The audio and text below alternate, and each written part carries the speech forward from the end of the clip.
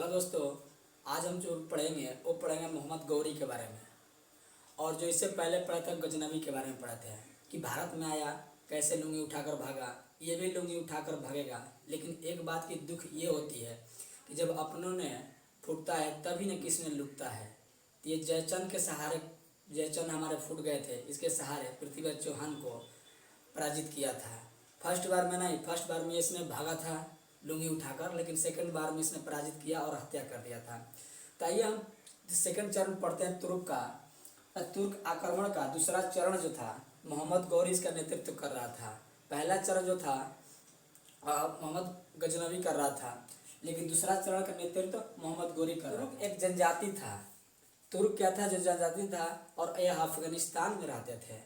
अफगानिस्तान में हम लोग का प्रेम जो रहता है कलम कॉपी से रहता है, लेकिन इन लोग का प्रेम अफगानिस्तान वाले को AK-47 रहता है। तो जैसा कर्म वैसा काम वैसा कर्म। अफगानिस्तान के थे, इनका नेतृत्व जो था मोहम्मद गौरी कर रहा था। मोहम्मद गौरी का पूरा नाम मोइनुद्दीन मोहम्मद बिन शाम था। ऐसा लग रहा है कि ससुरा का नाम नहीं है पूरा, ये पूरा एड्रेस है, इतना बड़ा नाम ले रखा है। तो इसका पूरा नाम मोहम्मद मोइनुद्दीन मोहम्मद बिन शाम था, जो कि सियाबुद्दीन भी कह सकते हो। इसने 1173 ईस्वी में यह शासक बना था और 1175 ईस्वी में मुल्तान पर आक्रमण किया था। 1173 में यह शासक बना और 2 साल के बाद मुल्तान पर आक्रमण कर दिया था 75 में।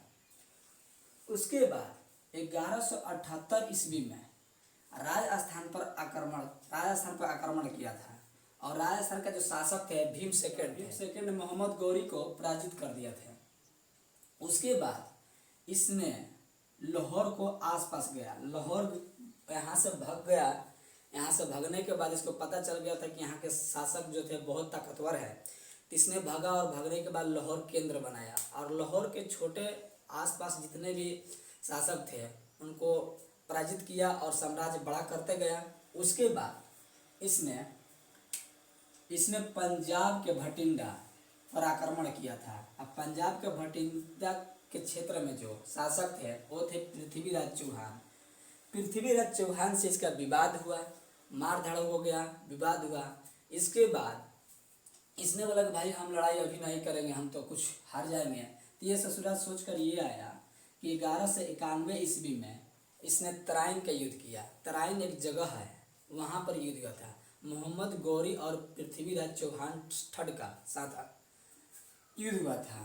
तो एक ये क्वेश्चन भी ज़्यादा पूछता है कि 1191 ईस्वी में तराइन का युद्ध फर्स्ट युद्ध हुआ था, पृथ्वीराज चौहान और मोहम्मद गौरी। पृथ्वीराज चौहान ने मोहम्मद गौरी को कुत्ते की तरह मारा और लास्ट में पृथ्वीराज मोहम्मद गौरी ने भाग गया। लेकिन भागने के बाद उसने जब फिर वापिस आया तो उसने आया और एक के साथ पकड़ा। तो 1192 में तीसरा युद्ध हुआ था तराइन का, वही जगह वही लोग, मोहम्मद गौरी। लेकिन मोहम्मद गौरी ने जयचंद को, भारत के शासक थे जयचंद, उनके सहयोग से मदद लिया और पृथ्वीराज चौहान को पराजित कर दिया। पराजित करने के बाद मोहम्मद गौरी को ये बात का पता हो चुका था कि पृथ्वीराज बहुत ताकतवर शासक है।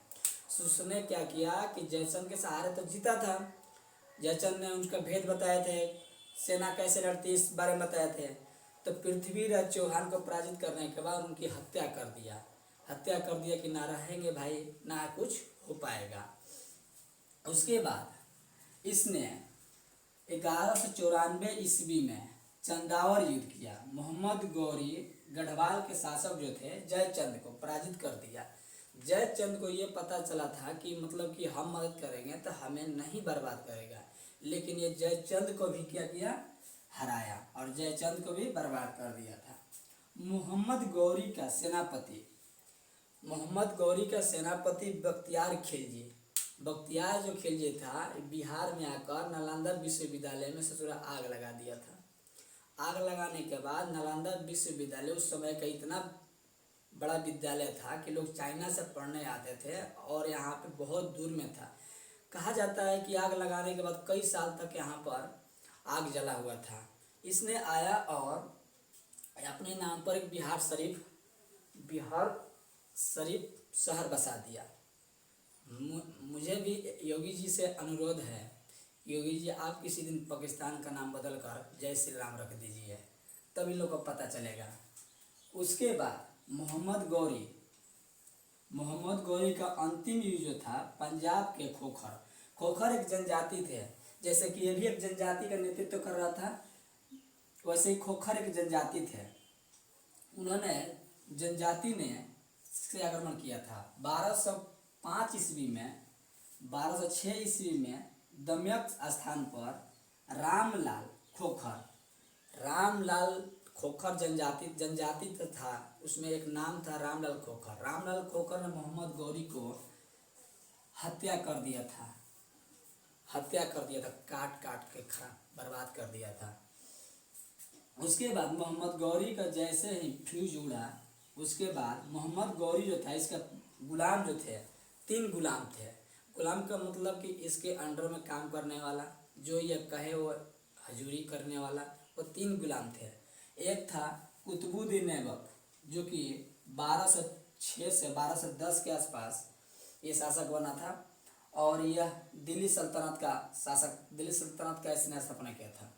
उसके याददोज थे। उसके बाद कुबादशाह, ये 3 गुलाम थे। इसलिए दिल्ली को कुतुबुद्दीन ऐबक का गुलाम कहा जाता है, गुलाम वंश कहा जाता है, क्योंकि ये गुलाम था मोहम्मद गौरी को।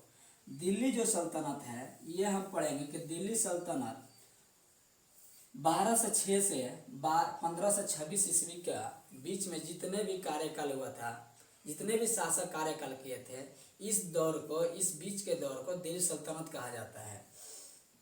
उसके बाद इसके संस्थापक जो है कुतुबुद्दीन ऐबक, गुलाम वंश का संस्थापक कुतुबुद्दीन ऐबक। क्योंकि गुलाम वंश इसलिए कहा जाता है कि यह खुद गुलाम था, और गुलामों का गुलाम जो इसका गुलाम होगा। इस वीडियो को देखने के बाद मुझे भरोसा होगा कि अच्छा लगा होगा आपको। इस वीडियो का प्यार दें, इसके लिए धन्यवाद।